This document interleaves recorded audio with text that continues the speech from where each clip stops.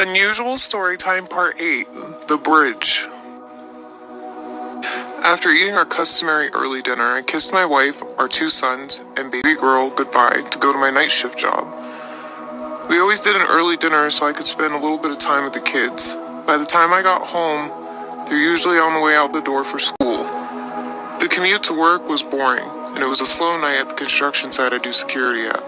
The most entertaining part of my night was stopping a raccoon fight over someone's half-eaten discarded lunch. I wasn't sure if my boys needed a ride to school or not, so I decided to go through some country roads to avoid traffic. It's usually faster that way and less stressful at the same time. Usually as I pull in the driveway, the sun is just beginning to come up. It was frustrating to find a detour sign with construction blocking the road. I started following the detour signs, knowing how long the trip would be following this route, so I decided to try an old dirt road that should be a good cut through as long as it kept going east. If push came to shove, I have four-wheel drive and I know how to jump a curb, or in this case, drive through a field to get to a main road.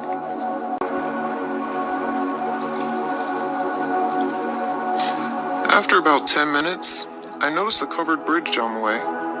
Dilapidated at best, but I'd give it a shot. As I drove closer, everything felt a bit off. A vibration formed in the air around me. The closer I got to the bridge, the more intense the vibration got, until my teeth were chattering and my head felt like it was split. I didn't know what the hell was going on. I just wanted to get home.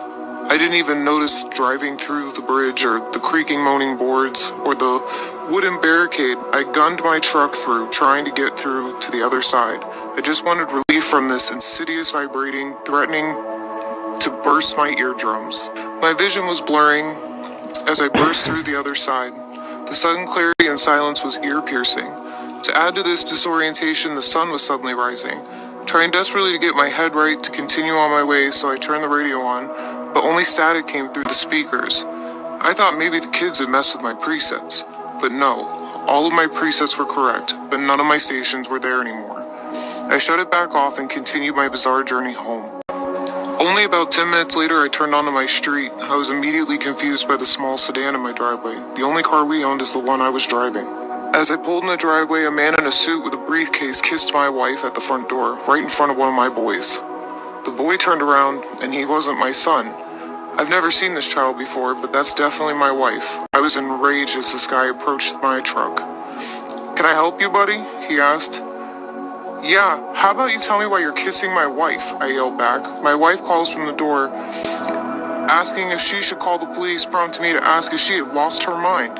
It started as a heated exchange, but I soon discovered my wife was no longer my wife and had somehow never been my wife, and these two were married with two children. They offered me to get some help, but I was so confused and embarrassed I just got back in my truck and left. I didn't know where to go, so I decided to visit my parents in the cemetery. After 30 minutes of wandering around and not being able to locate their graves, I went to the office for help, but they had no record of my parents. By the time I got to my truck, I was visibly shaken. The only thing I could think of to do was drive to my childhood home. I was beginning to wonder if I had imagined my whole life. As I pulled into the long driveway, I was shocked to see my mother through the kitchen window. I walked up to the front door and used the same knocker that had been there for at least the past 30 years. My mother opened the door and looked stunned, tears filling her eyes and mine. She called out my father's name, and as he rounded the corner, he froze, staring at me. I couldn't hold back my tears, as my parents had been dead for 15 years. My mother reached up, cupping my face in her hands. "Danny, honey, is this a trick? Is it really you?" she said, sobbing. "No, it's really me, Mom," and I smiled. My father finally wrapped me in a hug. "Son, you died." I explained that I had a wife and 3 beautiful children that they never met and wished that they could have, but something happened, and that's when it hit me. The covered bridge, the vibration, the sky changing. It was some kind of wormhole, a different timeline. I was in the wrong place. My father was telling me about random chest pains he had now and then. I couldn't bear the thought of leaving here and then something happening to my father, leaving my mother all alone. I wasn't sure how to get home, but I was bringing them with me. I backtracked to the covered bridge. The closer I got, the more vibration I could feel. I hoped going back over the way I did before would send me back, but there was still a lot of unknown. As we approached the bridge, we were all suffering.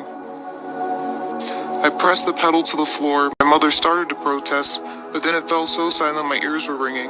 My father started to yell for my mother. She was gone, her purse still on the floor. He was frantic, screaming that we had to go back. I convinced him to let me go home first so that my family knew I was okay. We made it home no worse for wear, though a bit dizzy with headaches.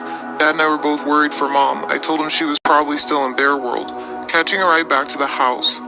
When we arrived at my house, my wife greeted me, not as thrilled as I had hoped.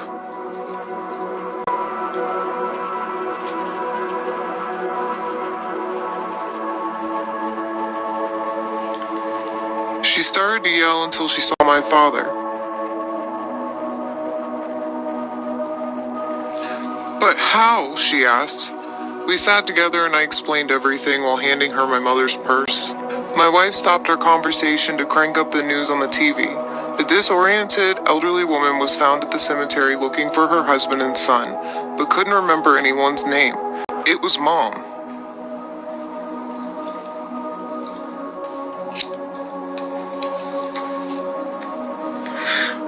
We rushed to the police station.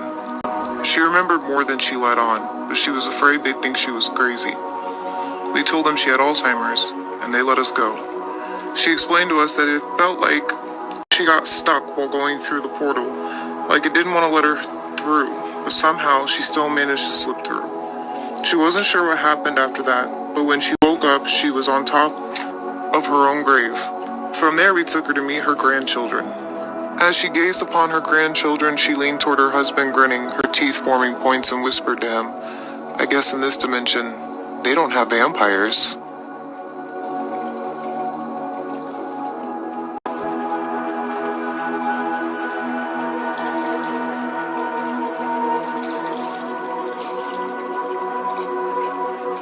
This is